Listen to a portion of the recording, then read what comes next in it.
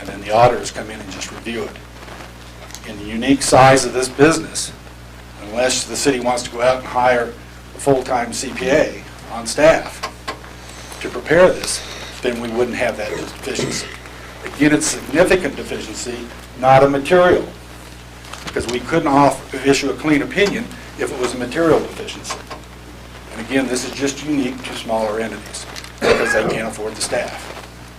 And again, it's just a requirement. We have to put that in there because it's a requirement. Other than that, the audit report, again, is a clean opinion. And the city had a good year, actually, if you look at it from the true accrual method. Is there any questions I can ask? Any specific questions? I would encourage you, when you read this, it's kind of sad, get out last year's report and put them side to side. It's a little bit better. It's, like I said, that's one of the things I think is a weakness in the way we do things, but it's prescribed. This is just prescribed by forms, and they don't have a comparative on here. But there is some changes that I pointed out, and those are normal changes. I have one question for Rob. Sure. On page 38 on the top. I read this about 10 times. I still can't make it come out in my mind. But okay. If you read it, we'll see how it comes out to you. The general government under pension plans. Yeah, that's second sentence in that first paragraph. The city will make a contribution on behalf of the employee in the amount equal to 4.75% of the contribution made by the employee. What happens is again, the general government, you have what they call a defined contribution plan. There's defined contribution and defined benefit. A defined contribution plan is you define how much you're going to contribute each year. And so basically, if the employees put in, you match up to 4.75%. It's 4.75% of the contribution made by the employee, or it's up to 4.75%. The city, they will match up to 6%. That's right. Something that the council's changed, but not all employees are electing to Okay, so that's the average. Okay. So an overall balance is that there's 4.75. Isn't the way they have to contribute a like amount. Right. The way it's stated there, it's 4.75% of the contribution, of the right? Contribution. So it's actually a match up to 4. Or actually, It's now it's 6%. 6. Is that right? Yeah. Because that's okay. It should be, yeah, it would be clear if you did say 6%. All right. That's the only question I had. I looked at the one where it said compensated absence payable and accrued salaries. And that is all if on the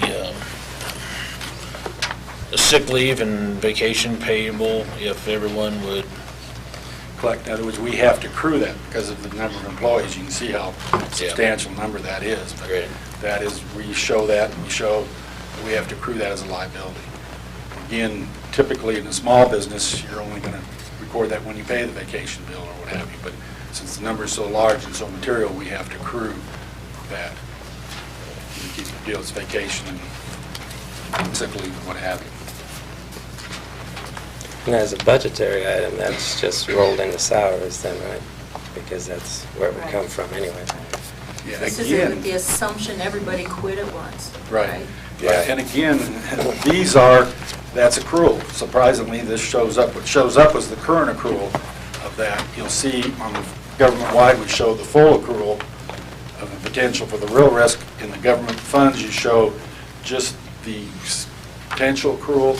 In the budget, you just show the action. So again, that's cash method, so you don't, the budget is based on cash method accounting. And so there is no accrual at all when you do the budget.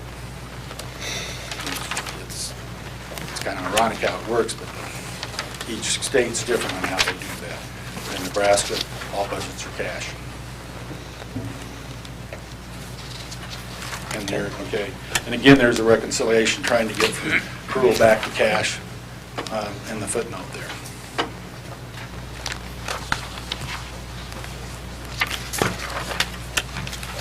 Again, I'd like to thank the staff They're helpful, and each year we try and work on ways to improve it, and they always are very cooperative, and we couldn't do it without their help. Okay. Any other questions? Just got one more question. Anything long-term concerns you? You know, I guess I'm always concerned about capital expenditures as far as vehicles or, I mean, I mean, it's not worth keeping a depreciation schedule because we don't depreciate vehicles like that. We do depreciate vehicles. You do depreciate them? We do keep a depreciation Yeah, schedule. but for what reason? I mean, just because it's accounting method, because you don't get it righted off as a government entity? No, but the rationale is, why you have depreciation is assets do waste. And so, in theory, is one of the things that people do when they look at a company. They'll look at their depreciation expense and compare that to their capital purchases.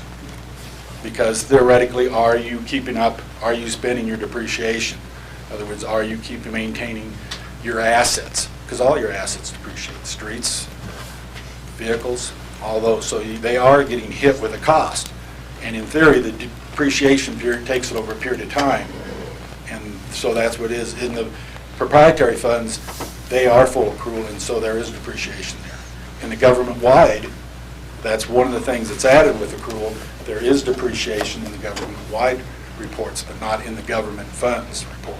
Then there is any recommendation to put money aside in the budget to offset some of that depreciation long-term, so you have cash to buy? I mean, in theory, that's what should be done. Now, like I said, Yeah. that's one of the monitors you do. Are you spending your depreciation, or are you accumulating a fund to spend it? But you can usually watch. Part of one of your statements here is a cash flow statement.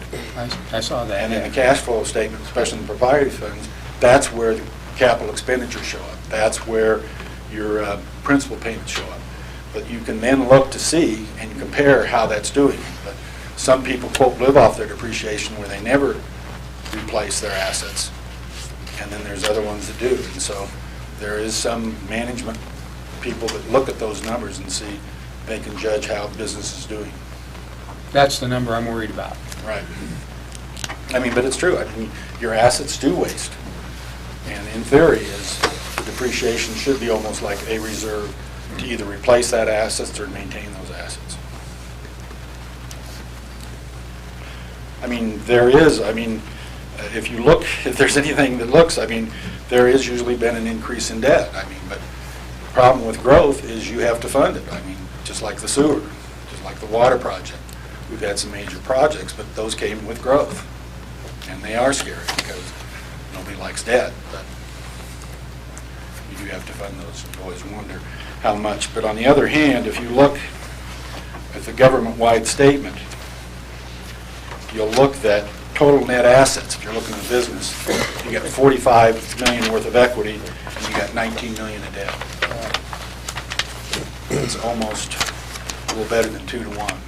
Do you see government entities ever set cash aside to do something like that? I guess I'm worried about vehicles and equipment, and Right. and No, we've gotten in trouble with streets already. To a certain extent, you should do that. You could set reserve funds. Again, the board, by your own actions, can reserve funds. And so you theoretically, by an action, could say, okay, we want to reserve our depreciation every year for capital expenditures and limit it to that. But yes, streets are a perfect example.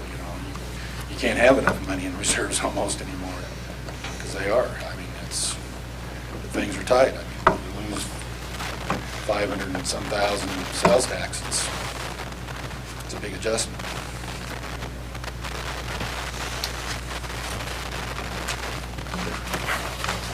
Thank you. Thank you. Any other discussion or a motion for the acceptance of the 2008-2009 audit? I make a motion that we accept the audit for 2008-2009 from Rauner and Associates. Second. Okay, I have a motion by Hyatt and second by Van Vliet. Roll call, please. Pilsinger, Yes. Wiederspin, Yes. Van Vliet, Yes. Hyatt, Yes. Gaston. Yes. Okay, 5-0, it is passed. We will move on to number 5, Olson Associates Progress Report for wastewater treatment facility project and consideration